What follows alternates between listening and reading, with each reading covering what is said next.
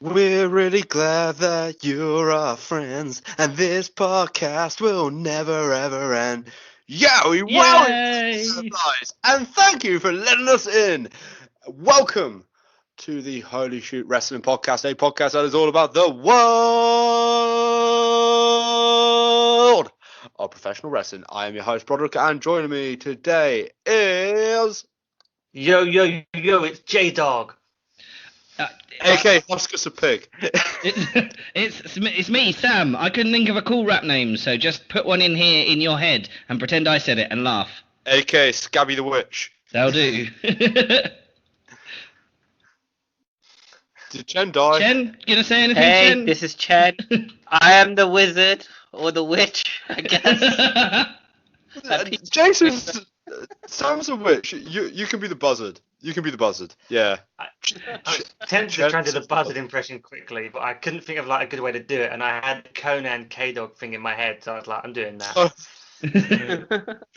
Yowie wowie. I just really want to do that. How you all doing, guys?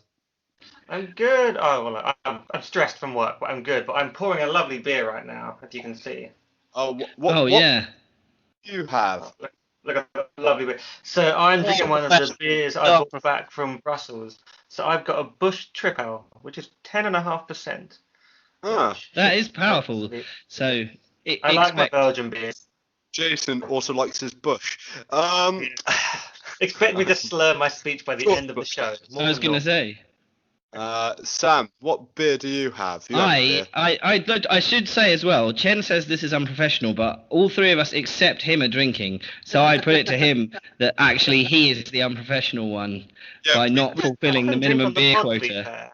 We came No. Well, you don't drink on the pod. What you can't see is I've got a bottle of whiskey just down behind my desk with a big straw, so I get through it. No, in all seriousness, I have a classy Tyskie. It's Poland's own. A classy beer. £1 a can, can't go wrong. Beers of the world here. And I have gone for the good old Brooklyn Lager. Not the East Coast IPA, which is better, but, this will have to do. And it's delicious. We are a United Nations of beer. I gotta say, lads, this week I'm getting like G1 withdrawals. It was night one on Saturday, and now they're making us wait like a whole other week for the next bit. I can't take it. I'm on New Japan World just consuming like anything vaguely New Japan related. It's like Game of Thrones, except with a better script. Yeah, exactly. At least you appreciate that, Chen. By the way, Sam, FYI, the Chicken Wing Festival, it was only £5 a pint. Wow, that is cheap for London. And it was Goose Island. Once I went to WCPW show. Does anyone remember them before they broke down? I went to it just outside. They're now Defiant. Oh yeah, Defiant Wrestling, yes. Post Blompier, but we won't talk about that. And yeah, so I went to a WCPW show in Altrincham, just outside Manchester. I was in the queue for the bar, and in front of me there was a group of about 4 lads complaining about the fact that the beer was 4 pints for £12. I was like, lads, what planet are you from where £3 a pint is expensive? And then they had a go at me and they called me a London wanker. Yeah, and they'd probably be right. Yeah. They've never been. They've never been to the Shire. They've only known Mordor their entire lives. Yeah, exactly. I mean, to them, £3 for a pint of Carling seems expensive. Yeah. Well, there goes half our audience. Anyway, coming up on today's show, ladies and gentlemen, or my Fireflies, as you'll now be referred to for the rest of this podcast, we will be talking about the best and worst of 2019 so far. And that will start right after this break.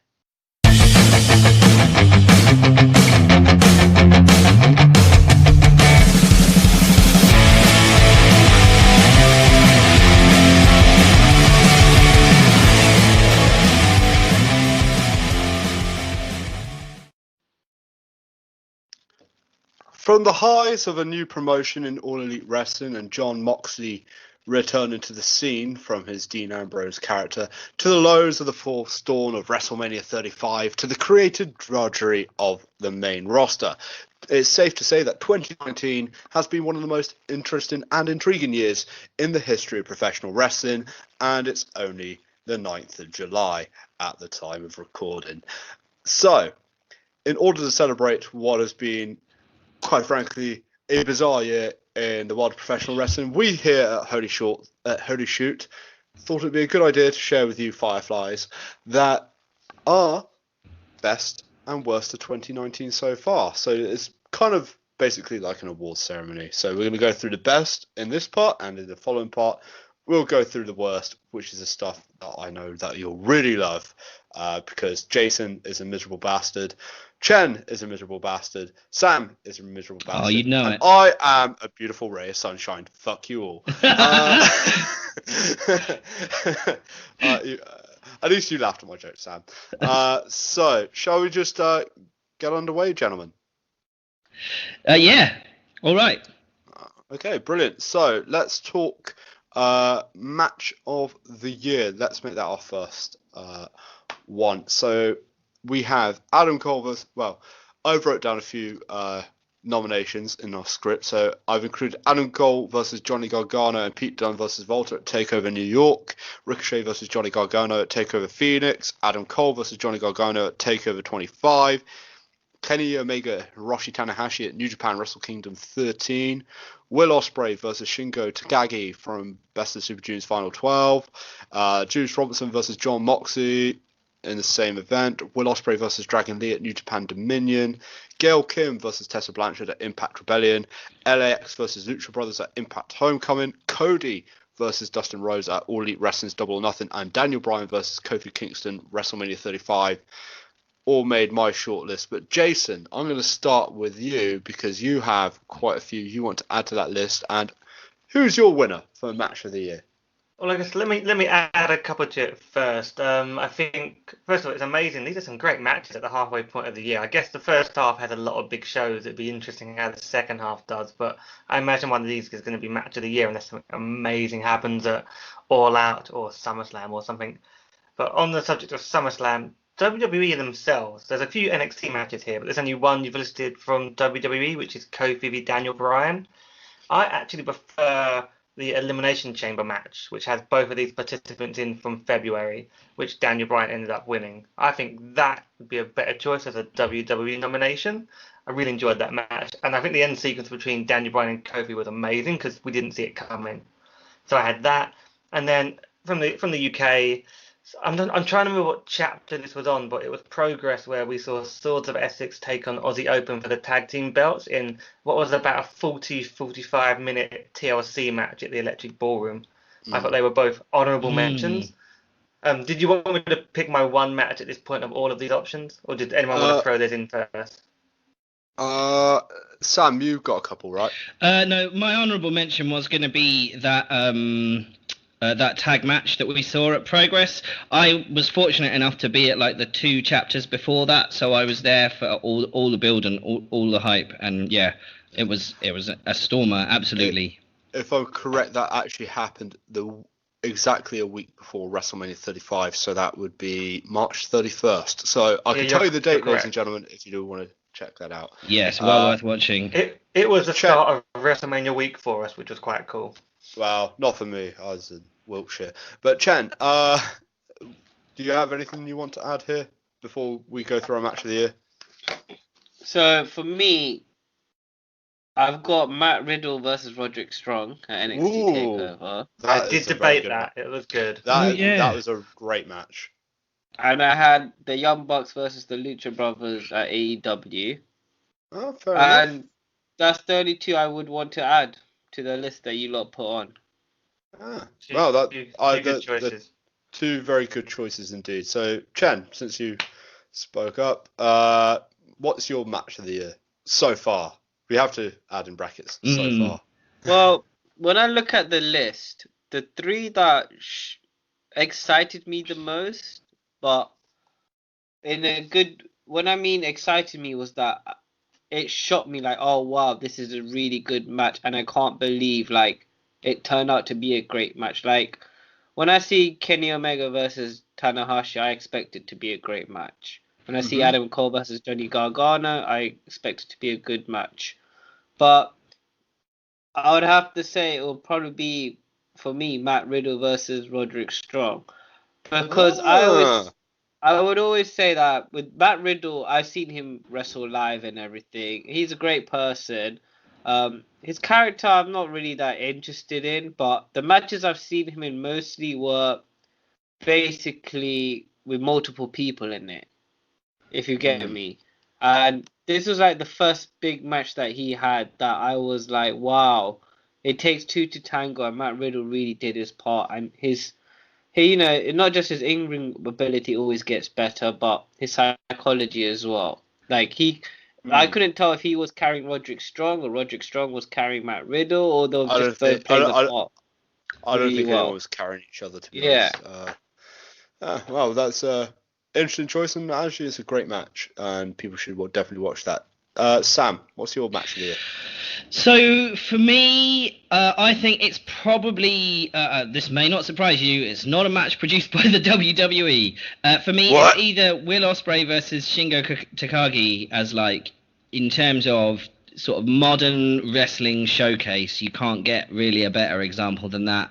Or it's going to be Cody versus Dustin from Double or Nothing, where in terms of like maybe not the most technically amazing match. Not that they were bad in the ring. Don't get me wrong, but like they're not Will Ospreay. But in terms of like emotional impact, storyline, how much I got completely drawn in, there's not been a match like that for me in this half of the year. So I think pick one. I have to pick one. Yep. Or I think probably Cody versus Dustin. The promo afterwards was like, yeah, it got me, man. And I don't think Will Ospreay's ever done anything. Definitely not this year. You got caught out by inconsistent storytelling with that promo at the end. I'm just throwing it out there. Great match, great match. But if that was WWE, it would get burned alive. I am just saying that. So I'm calling it out for what it is. It's a left turn out of nowhere. I think it made sense for them to make friends afterwards. If I've had some really vicious fights with my actual brother, and when we resolve things, it is like that. Like we go from I'm never speaking to you again to like now we're best friends again. So I didn't think it was that sweet. Did you give him like the crimson mask and cut him open? Yeah, I quite often cut him on the head. Oh wow! No, I don't. That's not true. Charlie, if you're listening, please back me up. And don't right, tell Sam's going to jail. Jason, what's your match of the year so far? So, I mean, probably echoing what these guys have said, there have been some amazing matches. I'm thinking of like the likes of Ospreay, Omega, the Young Bucks, like Chen Fran, that one in there was a good shout. But for me, it's got to be the one that I felt most affected by and drawn into. So it's got to be Cody v Dustin Rhodes. And I agree, I'm not so much a fan of that last promo, but everything about it on the show, though, in terms of the promo package before with the country music video, it was a great little package. The entrances, the emotion they had, the crimson mask. Not the Cody entrance either. No. I enjoyed that. I like the Cody entrance too. Yeah. I thought it was bullshit. I was like, what's the point of this? Like, thank you, Chen. Chen says truth. And to be fair, I don't get it because Triple H ushered. I don't want to say ushered in Cody, but Cody's first big match was against Triple H when he was part of Randy Orton's crew. Oh yeah, good point. So Cody v Dustin, because it's actually, if you go through all these matches, it's the one that I remember the most in terms of the key moments in it, and just love the fact that it was well booked and it was actually blood done in a really good way. Yeah, I think that was a fantastic match. My match of the year is going to be no surprise. I was there. NXT TakeOver New York. Adam Cole versus Johnny Gargano. 2 out of 3 falls. I have never marked out so hard in my entire life when it came to that final fall. Johnny Gargano and Adam Cole, two of my favourite wrestlers right now. Johnny Gargano has never had a bad match in NXT as far as I'm concerned. I don't really have much to say beyond that. It was just a phenomenal experience to be there. So clearly I'm biased, and Unashamedly so. So how do we decide what gets the award? It's our individual choices. I think it's the majority, because then the thing that I said gets the award. I agree. People's vote. It's a democracy, and just look. Cody versus Dustin is also 5 stars in my opinion. So everyone's a winner. Everyone's a winner. It's our individual choices. We should have really clarified that, but yeah. I mean, there are no prizes, so everyone can have an award. Yeah, there are no prizes. Yeah, I think next time we do this, when it's the actual end of the year, we'll give out prizes. But yeah, cool. So let's move on to show of the year so far, and I've again listed a few down that might tickle our fancy and your fancy, ladies and gentlemen at home. My Fireflies at home, should I say? NXT Takeover New York, New Japan Wrestle Kingdom 13, All Elite Wrestling Double or Nothing, WWE WrestleMania 35, Impact Homecoming, Eve Wrestle Queendom 2. Jason, what's your show of the year? Is it any one of those 6? Yeah, I mean, I can't think of anything better than this. I mean, honourable mention, just from a personal point of view, was the Chris Wolf retirement show that Eve did at the Resistance Gallery, which will never win one of these polls. And when you think about it, it's completely absurd. But I remember being there with Sam and Arjun, and I actually felt like I was having more fun than I had at WrestleMania, because it was just completely absurd and fun.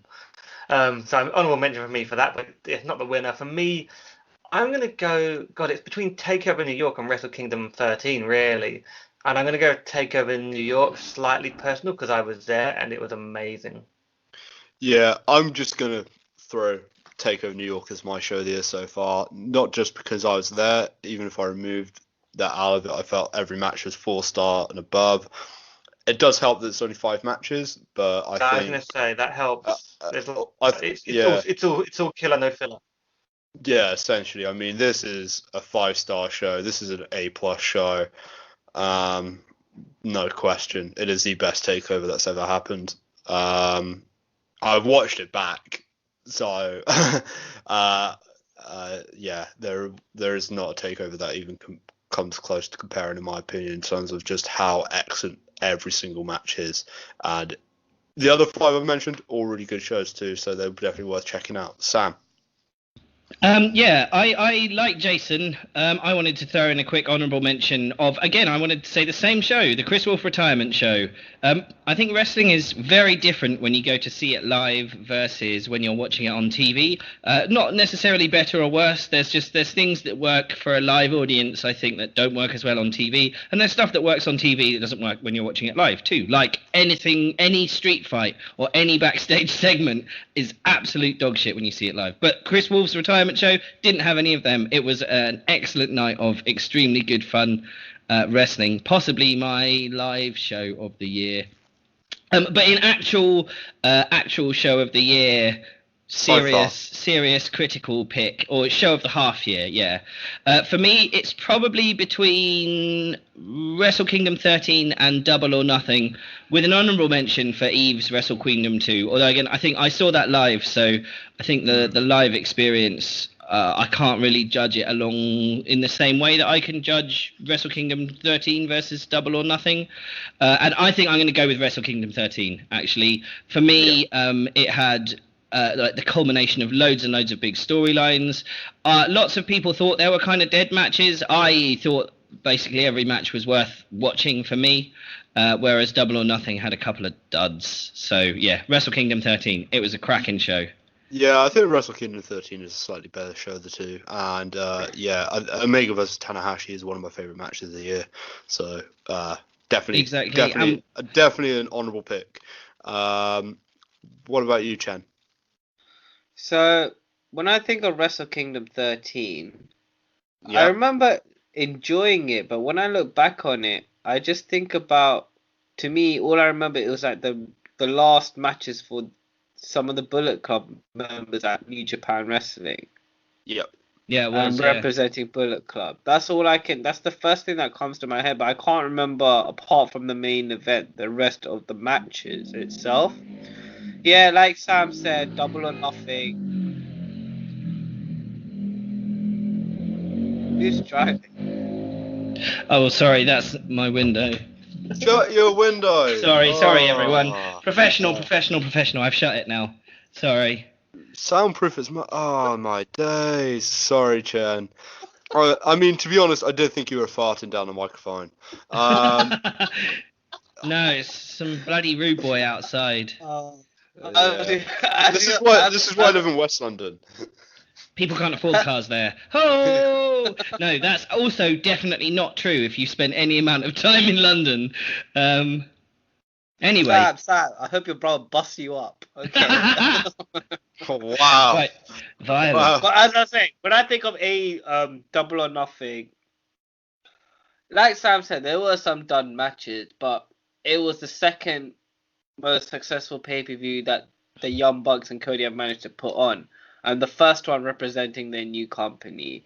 But honestly, I'll probably just go with Takeover New York so far as the best pay-per-view so far. Yeah. Well, that's 3 for Takeover New York, Sam. Some amazing shows. What a good. When you look at the first half of the year and you see that, you realise actually it's not all been bad. Yeah, no, it's been a good year for wrestling. I mean, all 6 shows are definitely worth watching. I think, Wrestle Kingdom 13 has some fantastic matches. Double or Nothing, the last hour in particular, last hour and a half, it's really good. WrestleMania 35, actually some of the best booking WWE has done in years. Impact Homecoming, great way to introduce anybody to Impact Wrestling. That is an A- show at least. And Eve's Wrestle Kingdom 2, I had a blast, and that's why I put it in there. So, all 6, if you can watch it, find it, great wrestling involved in all 6 shows. So let's move on to moment of the year so far. And I've noted a few down here. Roman Reigns' return, Becky 2 bouts, Kofi Kingston gets to the top of WWE, Will Ospreay wins Best of Super Juniors, a junior heavyweight title in a short space of time, the birth of All Elite Wrestling, John Moxley's return to AEW, New Japan, independent scene, whatever you want to call it, but John Moxley's current run, and hashtag DIY reunite in NY. So, Sam, I'm going to start with you because I haven't started with you yet. What's your moment of the year? So, for Becky 2 belts, are we saying the moment that she won the belts or the moment that she was kind of put into the match or like the whole program? WrestleMania 35. Okay, yeah, then not that, because I think the program was incredible, the build was amazing, but the way that she won the belts, it's none of their faults really. It's just the finish it wasn't as impactful as I thought, like the final at the end of a WrestleMania main event and like an iconic kind of history-defining moment should have had. Do you know what I mean? She needed to win with a big power move or something, a really decisive pin, so that it's like a big kick to the back of the neck kind of moment. They fucked that up after 7.5 hours, basically, as well. Yeah, basically, yeah. Yeah, exactly. So for me, I think actually I'm going to go with Kofi Kingston winning the belt. Because I watched WrestleMania unlike you guys watching it live, I watched it in a bar near London Bridge with a load of other people, and Kofi Kingston winning the match got like far and away the biggest pop of the night. Definitely from me as well. It was a great moment. That whole program was fantastic, and then everyone knew he was going to win the belt, and then they still popped like they weren't expecting it when he did. So that for me is probably my moment of the half year. Yeah, I think that's a pretty good moment. It was a huge pop at WrestleMania, absolutely huge. It was the biggest pop of the night when he won and killed the crowd after that. But yeah, didn't I Skype call you during that? Yes, you did. Yeah, you did. Yeah. Yeah. I think it was during the women's tag title match that I didn't care about. Or I just remember being shown a phone like, look, Brod, he's in the arena. I was like, oh yeah, cool. Technology's amazing. Stadium. Yeah, sorry, stadium. I was planning to call you guys at some point. I just wasn't sure when.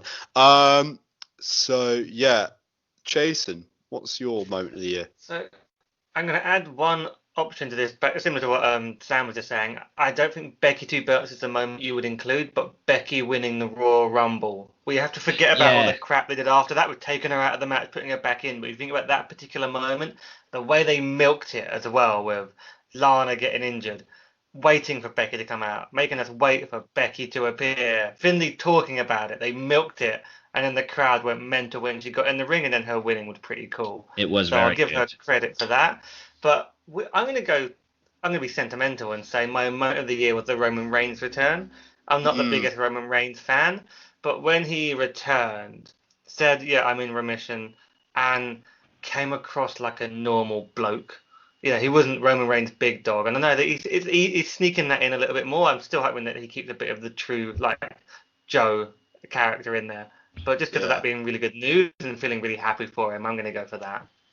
Yeah, I agree. Roman Reigns returns gets my moment of the year. I know it's sentimental, but it's just so obvious. Like, man beats cancer. You can't really beat that or top that.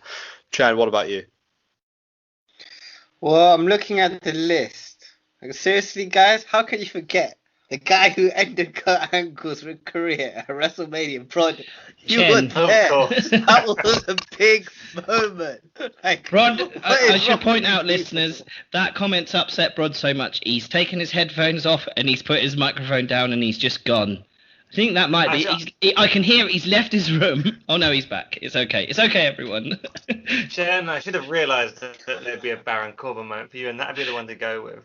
Yeah. Oh, that is my second Ugh. favorite moment. That's Kurt Angle, one of the greatest wrestlers ever, saying this is the next guy to have a long career. Jesus Christ. But Control. going back, the number one moment will be Roman Reigns. Come on, anyone who beats cancer is a real life champion at the end of the day. Not according to Sam, because Kofi Yeah. Kingston won the title. I'll be honest with you, lads. I don't know how, but on reading this list, I forgot all about the Roman Reigns cancer stuff, and I was just like, "Oh, that's a WWE storyline. I just don't remember." So I won't say that. I don't know. Story. That's a real life. I know it was situation. a was a real thing, and I know it happened. I just forgot. If you'd written Roman Reigns return from cancer, I'd have been like, "Oh no, shit, yeah, that was really cool." I will Superman punch you through the laptop. Listen, I didn't pop when he won his match at WrestleMania, but I did pop for Kofi.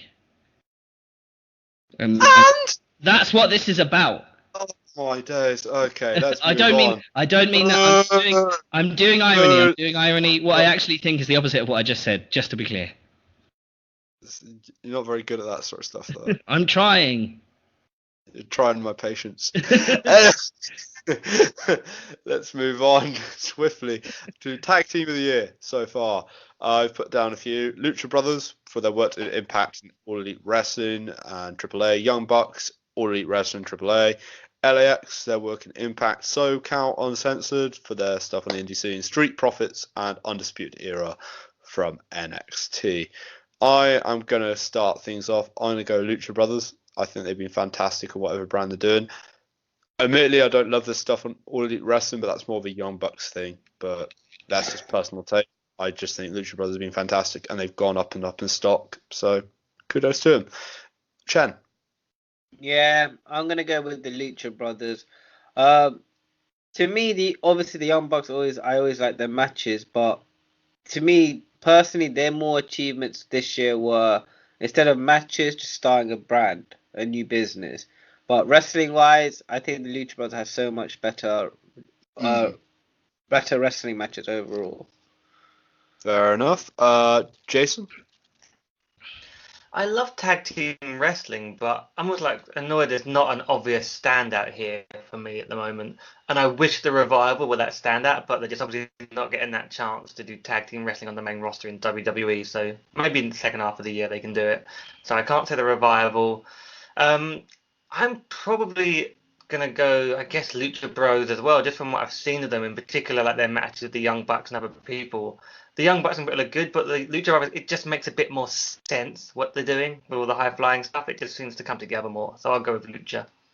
Yep. And Sam? So I've just got one very quick honourable mention here before I go into my actual pick. We would be remiss, after mentioning their ladder match they had with the Swords of Essex, we'd be remiss to not mention Aussie Open in Tag Team of the Year, I think. They consistently impress. They are an incredible tag team. Every time I see them, I think, how are these guys not on any kind of main type TV type show? Yeah, I also got to chip in with one from the independent scenes as my honourable mention. I can't believe we forgot this, guys. Miz and Shane McMahon. What a great tag champs they were! Rod, this is the Absolutely good part. heartbroken when they split up. We've got the bad I half kind of coming enjoyed that later. work. The Miz made that work. Yeah, and then they shat the bed after WrestleMania. Yeah. Sorry, I just really wanted to do that. So what's your pick of tag team of the year, Sam? So yeah, Aussie Open aside, they're great. Look them up, watch their matches. They're fantastic. I am going to go with LAX. I think I knew basically all of the other tag teams in this list already, and I kind of already knew that they were really good. I didn't know how insanely good LAX are. I saw them in a showcase match. I can't even remember who they were wrestling at Progress. I think they were wrestling the 918 maybe. That's Flash Morgan Webster and Wild Boar. But they were incredible. And then I watched Slammiversary on Sunday as well. Not on Sunday, I watched it yesterday. Yeah, their match was incredible on that. They're so good, doing all that good tag team like ring general type stuff, as well as all the acrobatic stuff as well. Spot on.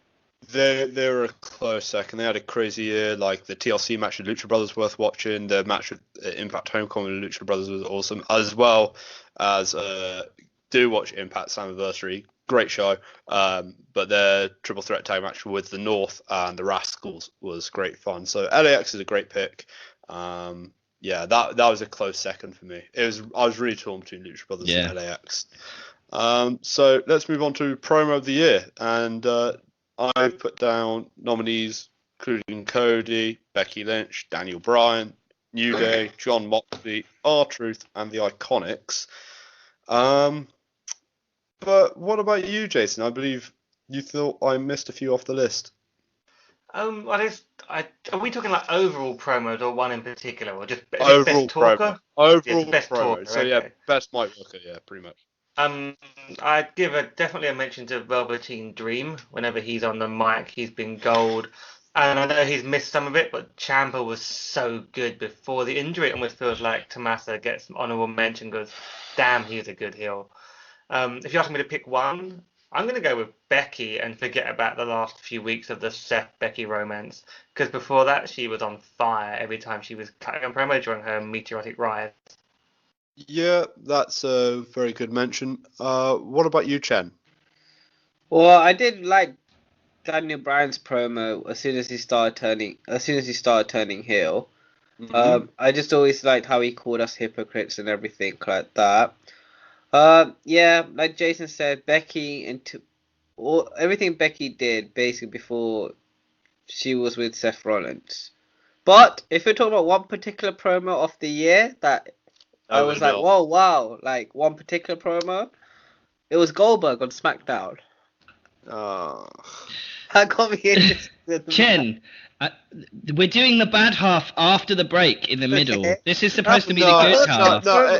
In fairness, Goldberg's promo was not bad. I thought it was really good. I'm going to deny you that joke. It was a good promo. It's just not the best. Okay, fair enough. I'm dying. Chen, that's what you've done to me. So you're saying Becky Lynch? Yeah. You realise there's a mute button, Brod, right? Yeah, Professionals. I've been using the mute button, trying to, but just I've been having this cough for 2 weeks. I apologise, ladies and gentlemen. I apologise for Jason's rudeness, that is, to me. Sam, who do you think is the best promo of the year? Yeah. Honourable mention, I got to say it, Zack Sabre Jr.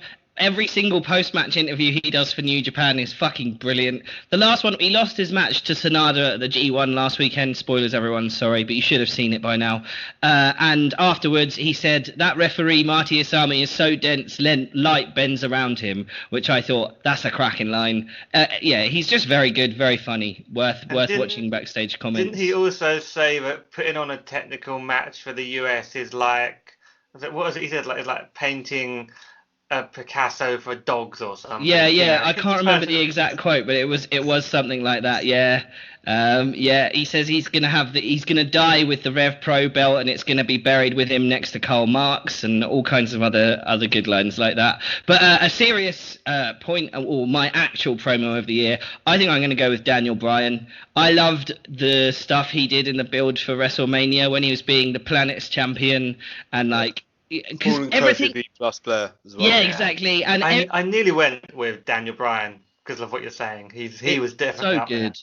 Like everything he said was completely true about like consumerism, recycling, kind of gluttony of society. But you still hated him for it. It's like, shut up, Daniel. Stop exposing these things. Which I really liked, and it was good seeing him lose to Kofi as well. So I had an original winner, which is R-Truth, mainly because he's made the 24/7 championship gold, but I'm not going to give it to R-Truth. I then thought about Kevin Owens, because his face stuff has been absolutely brilliant since his return, but I'm not going to give it to Kevin Owens. I'm going to give it to a person I didn't mention, because I just thought of it 5 minutes ago. Maxwell Jacob Friedman. Oh, yeah. He is good. He's better than you, and you know it. Yeah. Sorry. Yeah, like, I know it. He's better than me, salt of the earth guy. If you've ever seen him interviewed, there's a great one with Chris Van Vliet on YouTube. Watch it. It's 20 minutes of the best kayfabe work you'll watch in 2019. He is awesome. I love that he doesn't drop the act. I'd be disappointed if he ever does like a shoot promo or turns out he's a really nice guy but has kittens. So it's interesting. I want to think he's an absolute bastard, and that's why I love him. So it's interesting you should say that, Jason, because literally before we recorded this, I watched a documentary made by this guy Kenny Johnson on YouTube called "Making Maxwell Jacob Friedman," and I won't spoil it, but at the beginning it seems like it's going to be a shoot interview, and then it becomes something else, and it is well worth watching. Half an hour of very good stuff. Is that on YouTube? He does something. Yeah. Yeah, it's on YouTube. He does something similar for Joey Janela called Joey Janela Please Don't Die. That's also really good. I haven't seen that one yet, but I want to. Yeah. I will definitely be checking that out because I'm a fan of. It's very good. MJF is great. Yeah. So, from zero to hero, the unexpected rise of 2019 so far is the next award. I have got Kofi Kingston, MJF, Jay White, Bailey and Drake Maverick as 5 potential nominees. I'm going to start this one off. Maxwell Jacob Friedman. Salt of the earth. He's better than me, and I know it, and therefore he deserves another award. Sam. This is going to be a short category because I am also... How can you have anyone except MJF? The dude's like, 23 years old, and he's already like one of the top guys in the biggest like up-and-coming wrestling company in the world. And he's better than you. And he is definitely better than me, and in this case, I do know it. So yeah, MJF. The others are all worth mentioning. Jay White, I mean, yeah, he's definitely had a really incredible year, going from like, why are you in that position that you're in as the head of the Bullet Club, to like, he's filled the big shoes he had, even though it was a bit shaky at the beginning, but it's still not comparing to MJF. Yep, absolutely. What about you, Jason? So I want to give honorable mention to Drake Maverick because he's such an entertaining guy, you know. But I was thinking of him in like the talker side because his run in particular in the last few weeks has been brilliant. But for overall, he's still yet to consummate his marriage as well. Yeah, but for overall, if I look at where they were at the start of the year to where they are now, I'm going with Bailey. I've loved that they've got behind her since Mania basically, and she's whoa, no, hold up. I don't get this. This whole hype about Bailey. Let's keep it real. They're only pushing her just to punish Sasha, in my opinion. Not because she's an amazing worker. She was always an amazing worker, but all of a sudden she just suddenly gets a push. No. It's just Vince saying to Sasha, "Fuck off." This is what happens when you just go home. I mean, Jen's being worked. I think I'd be lying if I didn't say that there isn't a little part of me that agrees with what Chen's saying. I'm not saying that Bailey doesn't deserve the push she's getting, but the WWE are famously an incredibly petty company, and while it may not be the main reason they're pushing her, I don't doubt it's a motivation for them. You could say that maybe that's why they gave her the push. with all due respect, and I'm going to restore order because I don't really care to discuss this topic too much. But what I will say is Sasha, on previous occasions, has, shown a temperamental side, which eventually will get on any employer's nerves. WWE has been very willing to give Sasha time off when she feels like it, and I suspect it includes now. See, we don't know Sasha's status. We don't know her side of the story. Just like we don't know WWE's side of the story. I think any comment beyond that is kind of disrespectful to Bayley's achievements in 2019. And let's just hear Jason's thought and we'll move on. Yeah, we'll see. I think Bayley was nowhere really at the start of the year. Then they brief run with the tag belts, but her work since I guess Mania, when they started giving her a push and putting the belt on her, and the way she won the belt from Charlotte, the crowd's into her, and she's doing great work at the minute with Nikki Cross and Alexa Bliss. So I can see her holding the belt for a good few months as well. So definitely the biggest growth. Yeah, she's definitely one of the very few highlights of SmackDown. Weirdly, I'm invested in her again, which says a lot. But I think it just came.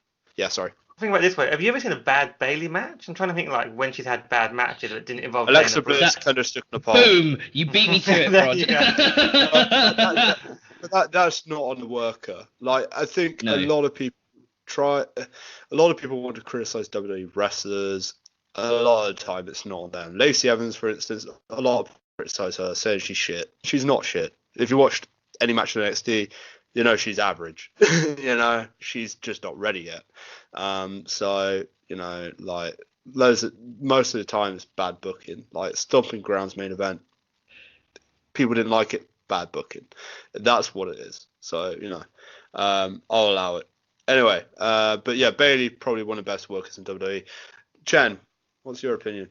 First of all, Bayley, I'm a big fan. Glad you got the title, but I stick by what I said. But I'm glad you're performing really well, getting screen time, and I hope the best for your future. She'll be happy to hear that. She listens. Yeah. Yeah, I'm gonna go with Kofi from Zero to Hero because when you look at it, the WWE title had nothing going for it. The SmackDown Championship, at least. The Universal title, the focus is on whoever. It's always going to be treated as the A title, the main title of WWE. And, it was great when AJ Styles had the championship, but then it started dying down. No one started to really care because he beat everyone. Mm-hmm. And then Bryan had it, and Bryan was making it a bit interesting. And you got to remember, wasn't Mustafa Ali meant to be the original guy getting the push? Yeah. I still think that's a plan, by the way, but that's a different topic for a time. Well, yeah. Well, whatever happened, Kofi ran with the opportunity given, and cool. he made the whole storyline very, very interesting and to tune in. I mean, if I was at WrestleMania, that's the one match I'll be like.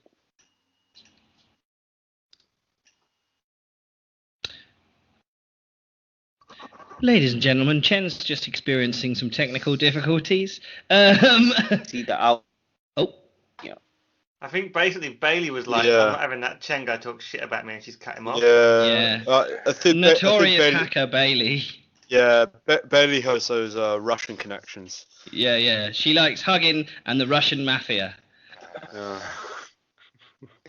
What a Tinder profile that would be. Oh, this has gone off the rails. Let's move on to Women's Wrestler of the Year since we're talking about women, and that does include in nominations Bayley, Becky Lynch, Tessa Blanchard, Toni Storm, Io Shirai, and Shayna Baszler. Sam, I'll start with you. So I think out of this list, for me, it's probably a short list between Becky Lynch, Tessa Blanchard, and Io Shirai. The three of them incredible wrestlers. I think everyone on this list had some fairly major achievements this year. But Io Shirai, I'm kind of discounting because while she is undeniably, as Dave Meltzer says, one of the best, if not in like the top 2 or 3 women wrestlers in the world, I don't think this year she's had like a breakout moment that's made me go, yeah, that's her match, her big thing. Whereas obviously Becky Lynch won both the fucking women's titles. So for me, I said Tessa Blanchard as well. She's just an excellent women's wrestler all round, probably one of the best in the world. And actually, draw for Impact. It's what made me watch Slammiversary this weekend, and she's excellent in that as well. But yeah, Becky Lynch winning the 2 belts, I think for me that makes her my women's wrestler of the year for what that represents. I would agree with you, but this woman has she's just done amazing things outside of WWE, and that is Tessa Blanchard, and that is undeniable. But that shit pun aside, her match with Gail Kim was fantastic. She had a good rivalry with Taya Valkyrie. Getting to see her live at WrestleMania weekend was awesome. And I know this doesn't count as the first half of the year, but her match with Sami Callihan at Slammiversary was, the fact that main evented Impact's probably real flagship show, Bound for Glory, in my opinion. But it was an amazing main event with Sami Callihan. Yeah, she takes the crown. She's been fantastic. She's been consistent. She's one of the hardest working women I've ever seen in this industry. She will go on to do great things regardless. Yeah, without a doubt, she's my winner. Jason? Yeah, I definitely think I'm going to become more and more of a fan of Tessa over the next year or two as I see more of her, because from what I've seen like live at WrestleCon and some other bits, I think she's really, really good. You look into wrestling, don't you? So I'd definitely check out the Slammiversary main event. I'm not just saying that to try and convince you to like Impact, by the way. Yeah, I know. Impact is like, I need to make more time for Impact because it's like at the bottom of my list of wrestling I need to watch, and I hear the occasional good thing like Tessa Blanchard's work in that company. Just want to say honorable mention. Just she's not Wrestler of the Year, but just for live performances and just because I love seeing hashtag Fancies Martina, just session one Martina. Oh yeah. Just because she's always so much fun live, and I've seen her I think 2 or 3 times this year now, and always a great fun act to watch. She's very good at wrestling as well. She's surprisingly good at wrestling, but I don't realize that because she does a lot of comedy and death matches apparently now. Yeah. These women are all really good. I'm gonna go with Becky based on it's so close, and I just think overall enjoyment of her performances, the overall act. So I'll go with Becky for that reason. Yeah, I would have agreed with you if this was done in April, but the last 2 months has been a momentum killer, and even I'm feeling it. So I'm just saying that like right now I'd put Bailey. I'd put Bailey over Becky. I know. I debated. I thought, would I pick Bailey? It's good, but it's so close. I guess I didn't have an obvious standout. And I loved, I let you know how much I love Toni Storm. Even Baszler, I thought, would you pick Baszler? Because you know what, she's always consistently good. But yeah, I love Baszler's matches. She doesn't get enough appreciation. Her matches are just violent, and that's what I like about Shayna Baszler. And she's such a nice person in real life, but she plays. Yeah. Chen's dead, so. Oh no, I think he's back. So let him back on the show. So I was gonna put Shayna. But you're gonna pick Lacey Evans. Oh, okay. Cool. No, but I'm thinking what Becky did overall with the impact of the business. Okay. She made WWE talkative with her making. It was her because that the women main evented, and not because, in my opinion, Ronda Rousey or Charlotte. And we gotta remember, even that Charlotte Ronda Rousey match was 1 year in the making. They planned that last WrestleMania, but that is true. Becky's the one who changed everything. Yeah, she was the talking point for like the last up to WrestleMania for the last 7 months since SummerSlam, you could say. Yeah, no, I definitely agree with that statement, and she made history today by becoming the first WWE superstar to cover ESPN magazine as well.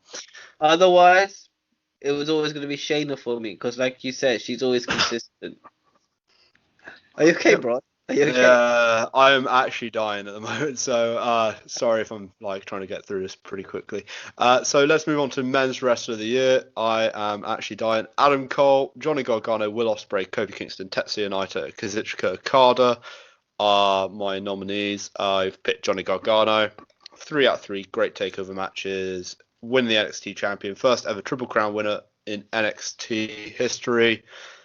Yeah, I don't need to say any more. I think that's my point made. So, yeah. Can I have honourable mention for Pete Dunne on this list because of his matches with Vulture and Joe Kofi were both really good as well. But he's not my. Coffee. Is it Coffee? We're gonna have a Coffee, Yeah. fine. And I'm a big Will Ospreay fan. That means the guys were good. But I'm gonna agree with you I'm gonna go Johnny Wrestling just because, man, that guy doesn't know how to not put on a good match. I high-fived him right in front of my good friend Wes, who is a bigger Johnny Gargano fan than even I am. So that made me even happier.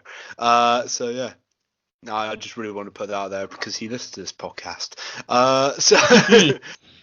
Sam, who's your men's wrestler of the year? I think for me, it's got to be Will Ospreay. I get that Johnny Gargano's done lots of amazing things, and every match I've watched of his has been phenomenal. But I'm not that much of an NXT fan, unlike you guys. For me, Will Ospreay has continued to put on, like, everywhere he goes, he has 5-star matches. A church hall in Bournemouth and the Tokyo Dome, that's the same place for Will Ospreay. He's going to work as hard in both places. I can vouch for that. I saw him about 300 or 400 people in like Guildford theatre room. And that was a week after New Japan, and he's still put in the same amount of effort. Yeah, and that's what will hurt him in the long run.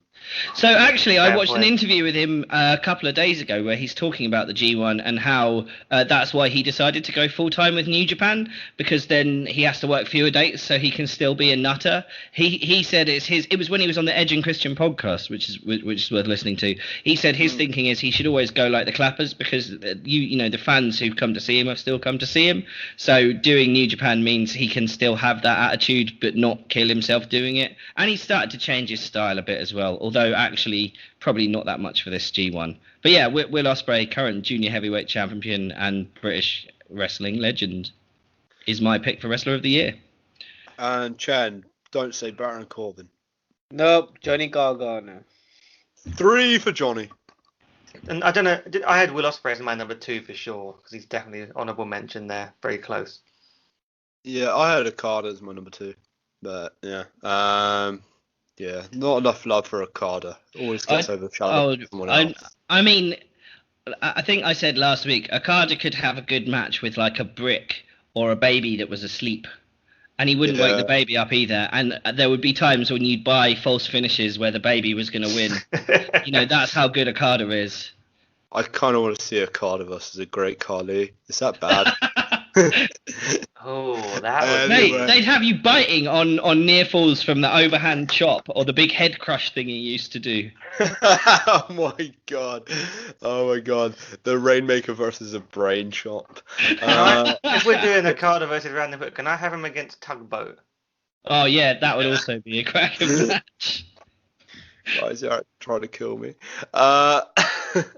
Anyway, that's wraps up the best of the year so far. After the break, we'll be doing the worst of the year so far. Hey you, if you like the podcast, then remember to like the Holy Shoot Wrestling Podcast on Facebook and follow us on Twitter at Holy Shoot Pod. Do it now!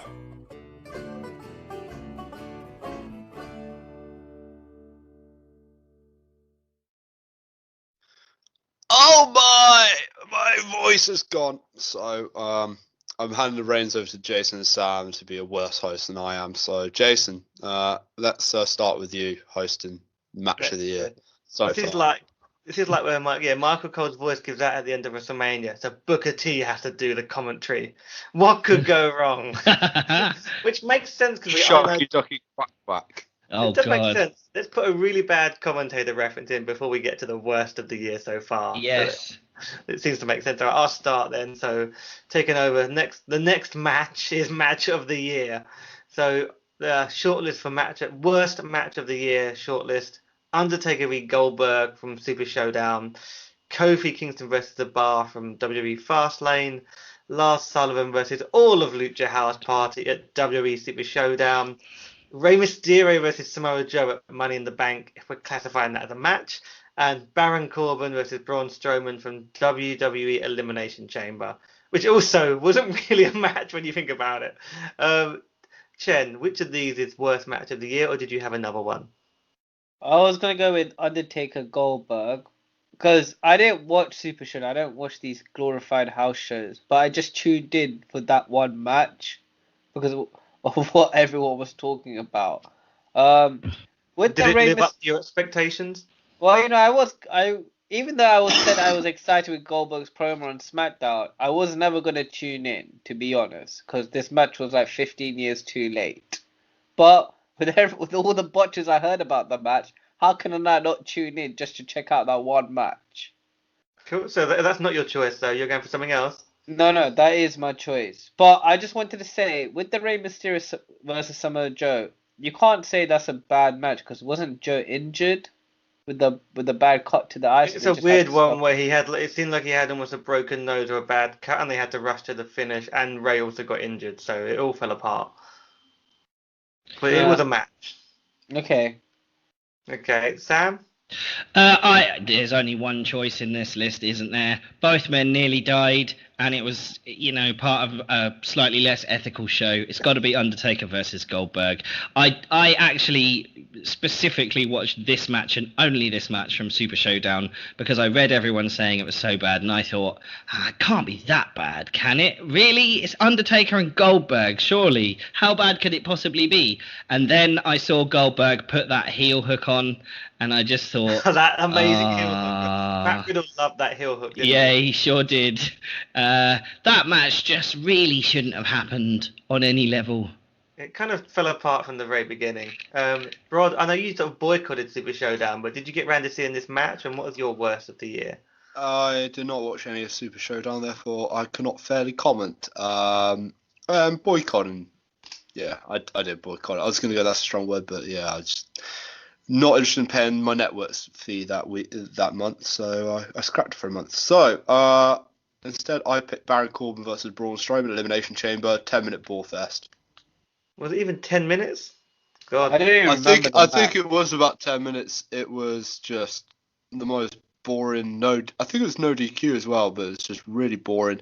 And all it was there was to set up Corbin, McIntyre, and Lashley to face the Shield at Fastlane. It was an excuse for a Fastlane reunion. Strowman gets no retribution or a Universal title shot. Yeah, this is boring, pointless. Yeah, so I'm going to agree with Sam and Chen. I'm going with Undertaker v Goldberg because I was there watching that at the Hooked On events thing, and the whole bar was like, "What the fuck? This is terrible," and just laughing at their big main event. Everything went wrong in that match, and you knew it wasn't going to be good, but they still managed to live down to the expectations even more than you expected. So I think we're all Very agreed. disappointing. I think, Rod, if you'd seen it, you would agree. But yeah, you chose not to see it. Otherwise, I think you'd have been with us. I feel like that was Undertaker v probably the right Goldberg. choice. Yeah, probably the right choice. Yeah. Looking I back. watched an Eve show instead. I think it was called Super Showdown on Facebook before Yeah, it crashed. And yeah. that was actually really fun. So no regrets on my part. Yeah, Cool. probably a good choice. So from the worst match of the year to the worst overall show of the year. Obviously, we all love wrestling, but not every show can be good, and we think these four were particularly bad. So first and foremost, it got a lot of attention in the last section. WWE Super Showdown, aka Blood Money in the Bank. We also have, in totality, WWE Raw. In totality, WWE SmackDown Live. So that's every episode. And then, last but not least, WWE Stomping Grounds. Chen, what have you got for your worst show of the year and why? Stomping Grounds. Oh, It- Stomping it- Grounds. It took me at least. Oh, I just wish I just read the reviews, to be honest. When Really? I like, mean, it had a couple of good matches on it. no, So the only reason why I put it in there is because it had the worst build-up probably of any show. Yeah. But apart from that, I don't actually think it was anywhere close to being worst show of the year. In fact, I think most of the WWE pay-per-views have been good this year, hence Raw and SmackDown Live's inclusion. and I just hated how the main event, how it ended. It's like, hey, it's like Becky. Let's just bring the girlfriend out to save the day. Like, come on, man. She was on her own, being the man, and now you want her to be the man's man. It's like, oh. I think you'll find Seth is the man's Man's man. man. They're even selling T-shirts. It's a bit grim. It's just, oh. Yeah, I didn't enjoy it. The only good thing about it was the special referee. That's the whole point of the pay-per-view for me. Who will be the special referee? And that was a great swerve. I didn't expect it to be Lacey Evans. So one small up, but overall WWE Stomping Grounds, many thumbs down from Chen. Brod, what's your worst show of the year? Quite clearly Monday Night Raw. It was until literally Well, all of them. 2 weeks ago? past 2-3 weeks. It's been incredibly poor. Yeah, just inconsistent storytelling. Nothing good. Yeah, I really think this has been the worst year in the history of Monday Night Raw. It's not like it's not the rest in ring content or whatever. It's just literally bad storytelling. And in this golden era of television, where great storytelling is key, people want to think that going back to the 90s to the Attitude Era is a solution. It's not. Like, well, come on, the that Attitude stuff Era is had such great storylines. I'm not being serious. yeah, it did have fun storylines. Don't get me wrong, but it was appropriate for the era where car crash TV was dominant, where trash TV was dominant. Now it's this golden age of television, and WWE's script writers gone down the toilet, and only one man can be blamed for that, and that is Vince McMahon. So yeah, Monday Night Raw has been absolute dog shit. Which one is it that had the Bray Wyatt stuff on it? The Firefly Funhouse? Was that Both of them did. Oh, okay. So we can't say that conclusively. I mean, that was it a good debuted bit on Raw, but they repeated it on SmackDown because they don't know fair what enough. brand to put it on because they have no clue. Cool. So Raw from Brod. Jason, have you got any thoughts? I can't vote for all of Raw because there's still the occasional good thing like like Bray and his Fireflies, and there's been a few good matches over the whole year, and some of the Becky stuff before it all fell apart. For me, there's only one choice. It's Super Showdown, and for that main event and that Battle Royal where it's like, who the fuck is this guy winning the whole thing? Oh, he's from Saudi Arabia. Wow, you've made this completely pointless. And I'm at the stage where I probably won't even bother watching the next big Saudi show because it's become such a waste of time. Yeah, I'm with all of you guys as well. The Super Showdown shouldn't have been there. There's no good reason for them to be running shows in that country. Not to get too political, but Money. You don't really want to be giving people like that a lever like they're giving them. And then on top of that, not only is it in kind of a slightly questionable location, the show itself is dog shit as well. So yeah, Super Showdown gets worst show of the year from me, I think. And I think that's going to bear out at the end of the year. Unless the next Saudi show in November is even worse, I think we've got a winner. But Yeah. I'm surprised. Do people expect a good show in the first place? Like I said, it's just a glorified house show. I don't expect greatness from. When you see the card and you see there's always one or two big spectacle matches, but then to be fair to them, it was like 50 degrees, so even like the matches with decent workers can't be that good. Just But even the workers that can't. Guys, this is a show that exceeded WrestleMania. Remember that. It was at least as good as it, if not exceeded it. That's a fair point. Wasn't even that. Let's just move on. The next one should be as good at or exceeding Stomping Grounds. Okay, yeah. Worst moment of the year. I realize, like, Sam, you're the Corey Graves to my Booker T during this segment. Okay. So, worst moment of the year. Lacey Evans walking down to the ring, I guess, multiple times. Shane McMahon beats Roman Reigns. Ugh. That awful chair shot onto Cody from Shawn Spears with the gimmick chair, but it still went wrong. Racist Hulk Hogan returns at WrestleMania. The wild card rule, or the main event on Raw after WrestleMania, where you may remember the crowd completely turned on WWE, and afterwards, when you watch it back, they sweeten the audience, and apparently that's not what happened. I'll go first because I've read these out, because for me it's so obvious. It's the wild card rule. It's such a cheap, terrible idea they've used because they realise they don't want to actually have to come up with storylines, and I'm hoping it goes away now they're splitting the shows up a bit more with Heyman and Bischoff. But Brod, what's your one for worst moment of the year? So, might be controversial, but the chair shot to Cody. That doesn't belong in 2019. But is it because it if you went do wrong, want to see right? that, Because they gimmicked What? the chair, so they gimmicked the chair so it'd give away. don't risk Because they it. gimmicked Like it they went know wrong. what Yeah. happens. They know what happens. Concussions happen. I mean, listen to the stories from Mick Foley. Balls Mahoney had a gimmick based on this, and his brains went to absolute shit. Like, why are you taking such a risk in 2019 for all the criticism that WWE gets? And this is not a WWE versus AEW thing, but for all the criticism WWE gets, you know, they realise that some moves you shouldn't do, and that is up there, number one. I mean, that has been knowledge for 10 years, like with Chris Nowinski and stuff like this, you know. And even if you don't get a concussion, you can get CTE. It's a dumb move for Yeah. a fledgling competitor to WWE, a televised competitor to WWE. It's dumb. It's absolutely dumb. You can lose sponsorship deals over that. It's bad. It's not just bad for the individual taking it, but it's bad for business, and that's what this is ultimately. So yeah, this is dumb moment, and as I said, it was another thing to ruin what was an absolutely fantastic Cody match. Fair enough.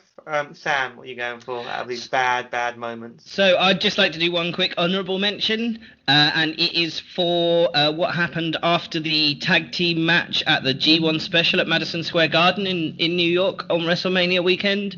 I think there was a fatal four-way tag match. I can't remember exactly who's in it, but Gorillas of Destiny, the current IWGP tag champs, they retained their Ring of Honor belts in that match as well. And then after the match, kind of just after the match, Enzo and Cass like jumped the barrier and started fighting with wrestlers that were in the match, but like not, but they didn't televise it. They had like a weird shot where they went to this panel where you could see it all happening in the background. They deliberately didn't talk about it.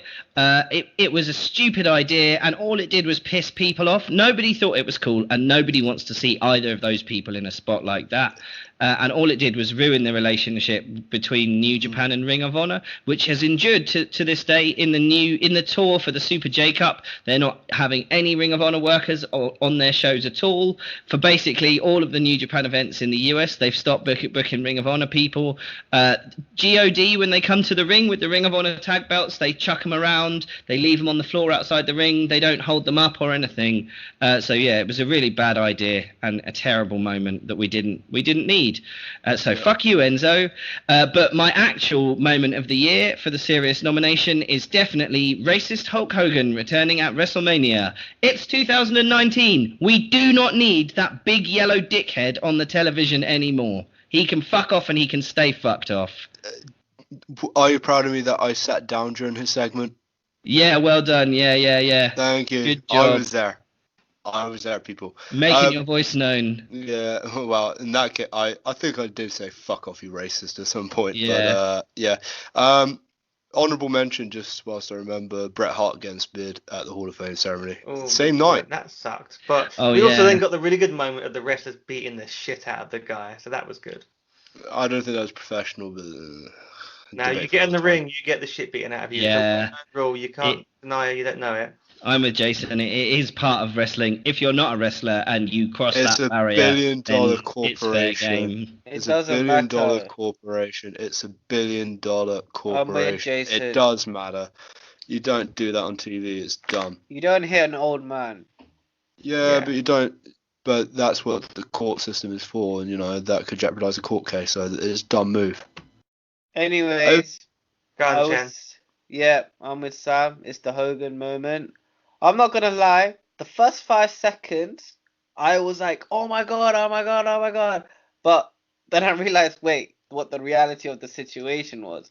And keep in mind, I did cheer because I grew up loving Hogan. He was one of my favorite wrestlers growing up. Whether he was babyface or heel NWO Hogan. But yeah, the first 5 seconds I was cheering, and then I realized, wait, what this guy did and everything, and we did not need him there. Or I get it, WrestleMania was built around Hogan and everything like that, but we don't need him anymore and everything. And I still don't think he's given him a great public apology and whatever. But just stay away. Just we don't need him. Just leave it. Fair enough. I think we're choosing Hulk Hogan as our I- worst moment of the year. Yeah, I think that has won.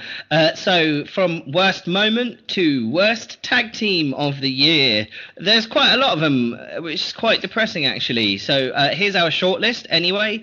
The Free Agents, aka Enzo, and Kaz XL, or Enzo and Cass as they were previously known. The Forgotten Sons, The Ascension, Vanessa Bourne and Aaliyah, and the Kabuki Warriors.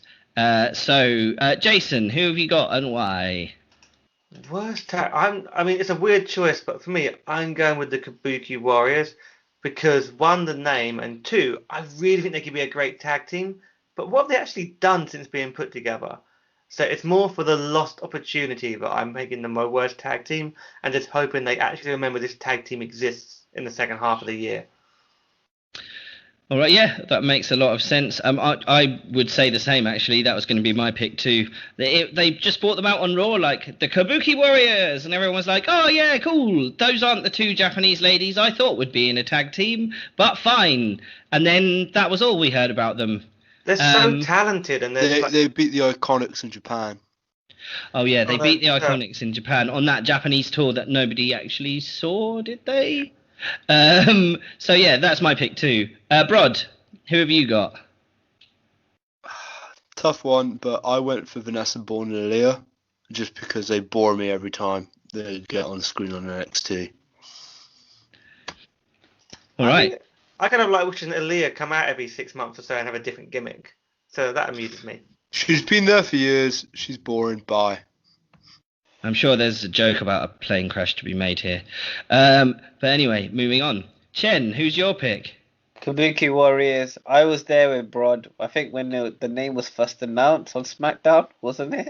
Oh yes. We were like, what the fuck? Yeah, it was, We're it like- was a SmackDown tape when they were introduced with Paige. It's horrible. That was at the O2 in London. We were both like, this is not gonna end well. This is potential destroyed. I just thought, wow, how racist. Yeah, what is it with WWE and coming up with shit names for tag teams this year? We got the Kabuki Warriors and the Viking Experience. Like, you know just, what I like, pal? I like Bukkake. Oh yeah. We couldn't call him that, Vince. So what can we call him? I don't know. Kabuki? That's Japanese. That's Yeah. Japanese. Kabuki, did you say? Goddamn, pal. You're a genius, Sage. Oh, it's such good shit.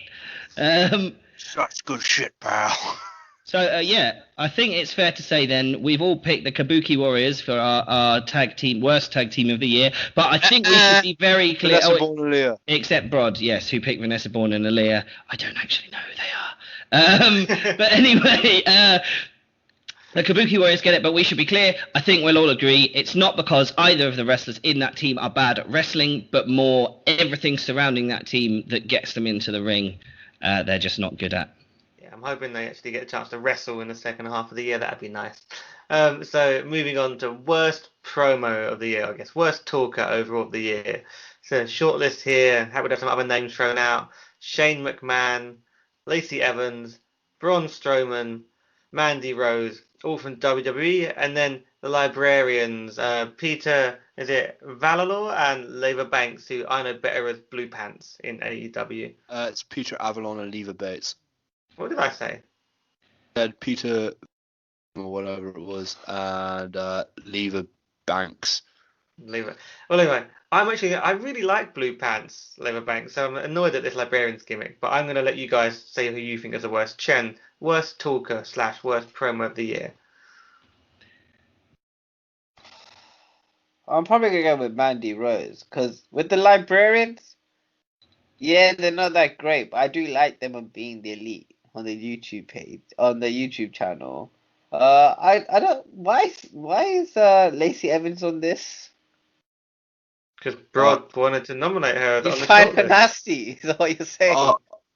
Yeah, I mean, I admire her commitment to character, but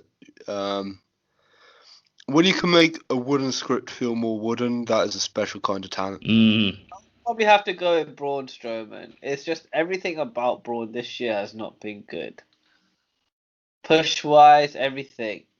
If there's a wrestler who has fallen off big time, it's Braun Strowman. Should have never split up with Nicholas. I mean, I'm just going to put this one out there. I don't think Braun Strowman should ever talk. I think his character worked much better when he was in the Wyatt family as just like a big, scary, shouty He's good at roaring. No. I just want him to roar. No, Yeah, No, that's what I I mean. don't think I he's bad. disagree. I disagree. I mean, When he was a He's had heel, a- he was good on promos. yeah, get As a these face, you hands. just don't believe he's gonna be a good guy on the promo. You don't believe him. Him beating up Elias, like, he's just had a bad 2019. He's there because of a bad 2019. He has had good promos. I think people forget that because people have short-term memories. But yeah, Braun Strowman, he had a good 2018. Just this year he sucked, and I don't know why. And he sabotaged himself. That's what you do. Learn from that. Maybe. Learn from that, people. But yeah, my actual pick, I'm just going to jump right in here, is the librarians. I find them to be annoying, and not in like a funny, annoying kind of way. It. Just in like, when is the payoff from this? Why is it happening? Why can't? Did you it watch the feels latest like- episode of Being Yeah, Elite? I did. Yeah, Don't but care. they The were boss just said making. they want the Corbin push. They're gonna go to the Corbin. Yeah, they're just making stupid insider jokes, and what the librarian feels like to me is the elite having a joke that is insider to only them, and we don't know it. It's like a backstage joke Like that I they're said, doing I as think part it's of the just show. the YouTube channel. It's not gonna work well in the wrestling. And stop So putting don't have it on the TV wrestling. show. Yeah. I agree with Sam. I think with the librarians, it's Jim Cornette summed it up best when he reviewed All Elite Wrestling. I wouldn't. I mean, it's not the best review. He clearly is going in with hatred, but he says He's got good so. nuggets. WWE. So you can take the piss out of WWE's hokey shit, but when you do hokey shit, it's okay. It doesn't work both ways, and I think the librarians is a very good example of. They want to be taken seriously. They want to have this sports like presentation, and they bring out this shit. So it's not Leva Bates' fault. I think she is talented. I just think what a terrible gimmick. Is the other guy even a wrestler, or is he just a manager? I don't understand. I don't know. I don't care. Yeah, they're fair terrible. So I'm gonna I think two of you have gone for librarian, so that's probably the winner. I'm just gonna throw another name out there. but I wouldn't didn't say mention- librarians Oh. is my winner. Okay, who you going with? Brod? Shane McMahon's my winner. He makes Raw and SmackDown boring every week. Ah, okay. That's Fair enough. fair. Can I build on that? I kind of like Shane's work at times, but related, I'm going to go for Vince. Because when Vince comes out now, he is a liability. He forgets his lines. He clearly is not able to do the promos he used to, and he almost needs direction, or he says things. He gets so many lines confused, but he shouldn't be trusted with a live mic anymore. So I'm You going for shouldn't be Vince. trusted with the script either. Yeah, you're going for Shane. I'm going for Vince. And we've got two McMahons in there, and then the Librarians and Braun Strowman. But it's a split group. That's not a great result, but two McMahons suggest that they need to get their shit together. Indeed. Cool. So moving on to our next segment. I didn't manage a neat segue then, and I'm sorry, everyone. But next week we'll The have neat your regular. segue would have been a Vince McMahon on commentary thing where you'd have to go, "What a maneuver!" Oh yeah. Pretend. So, if you're listening, pretend I did that in your head, and then tweet at the Holy Shoot podcast account like that was the funniest bit of the show. And so we'll move on. Commentator of the year. Worst commentator, you should be clear, Sam. I mean, this is why I'm not on commentary. But yeah, Beth Phoenix, Alex Marvez, Sam Roberts. Main event does still exist after all. Renee Young and Excalibur. Brod, who do you have in this list and why? Alex Marvez, purely because he was a dribbling mess of a commentator on All Elite's first ever show, Why they're going to be bringing him back for a future show, which is apparently happening, I do not know. He managed to successfully bring down Excalibur and Jim Ross down to his level. And I'm not impressed with Excalibur, by the way, after 2 shows, just saying. But Alex Marvez, crap. Well, yeah, fair enough. Jason.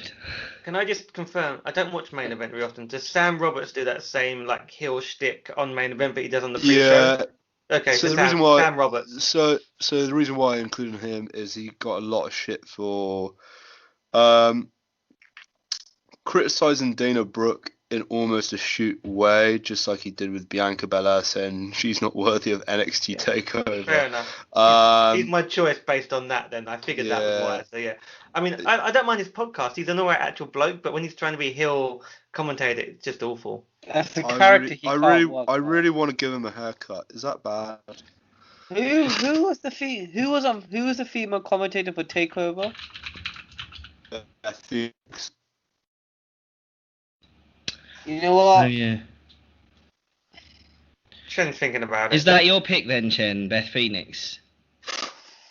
I mean, I think that's the first time I didn't like her on commentary. And to be fair, just going back a few episodes, I Chen said, did yeah. pick Beth Phoenix and I Christian didn't to like be her his this commentary one. team for his I didn't draft. like her in this one. I did not like her at Takeover. But I'm probably gonna go with Sam Roberts. Yeah, I forgot who Sam Roberts was, but I looked him up and he looks like, well, yeah, he is that guy with the kind of pervert hair, you know. The screech hair. Yeah, exactly. It's like, dude, you don't know do you know what you look like? Yeah. It went well for Screech. Actually, you're joking, but Screech was like the best part of that. Do you remember Celebrity Pro Wrestling that was on MTV? All of them were actually shit, except Screech, who was actually really quite good. Speaking of perverts as well, hasn't Screech been in a sex tape? Yes, he has. It gets very dark in the last few years for Dustin Diamond. Let's not go down that path. Yeah, no, indeed. He needs Diamond Page. He does. So I think I'm the only one who hasn't given my pick for commentator of the year. It's gonna be. I can't say Excalibur. I think for the first All Elite show we've had this year, Double or Nothing, he was really bad. But I did think he got better for Fighter Fest. He's still saying insider terms, but he has been just like a niche indie commentator for years. He could be really good. But Alex Marvez was absolute shite and should not be on any wrestling commentary booth ever again. There was no reason for him to be there at all. Just bad. Even worse than when New Japan used to have Matt Striker and Yoshitatsu, who could only say about 10 words of English. You know, he's worse than that. Yoshitatsu. I remember him talking about Styles Clash. He goes, Styles Clash broke both my necks or something like that. I'm like, yeah. What do you think about this, Yoshi? He goes, good, and that's all. Like, oh, great, you really added something there. It's like, just maybe this is not a strong point. Bless. Yeah. I'm not going to hate on Yoshitatsu. Like, it's very difficult to speak a second language. So of course. That on commentary, damn.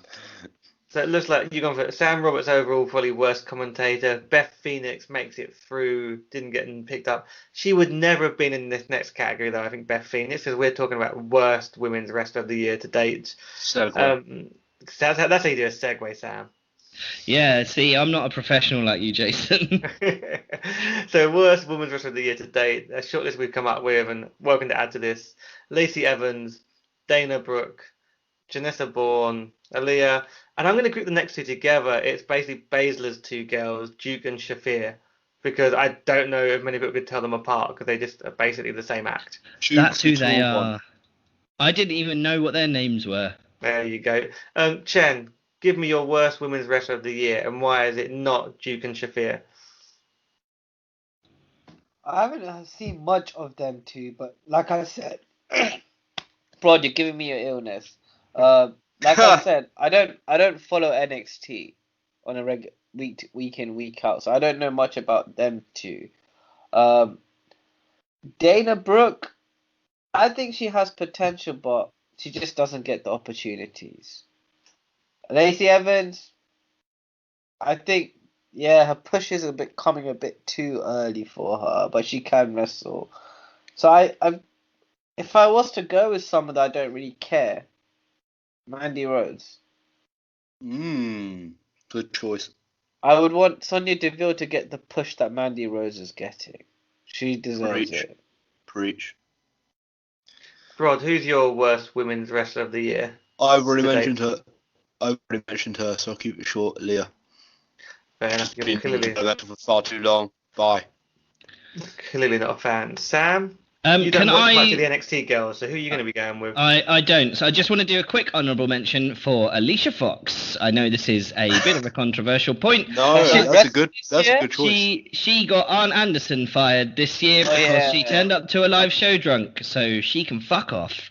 But my actual pick for Women's Wrestler of the Year is probably from this list, Dana Brooke.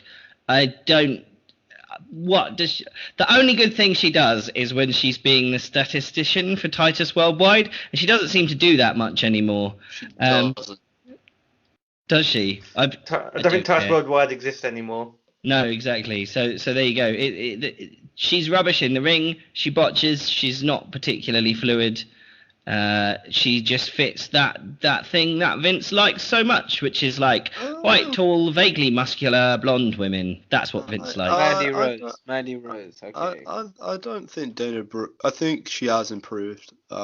She's a hard worker. She's one of the first to get there, last to leave. I find it very hard.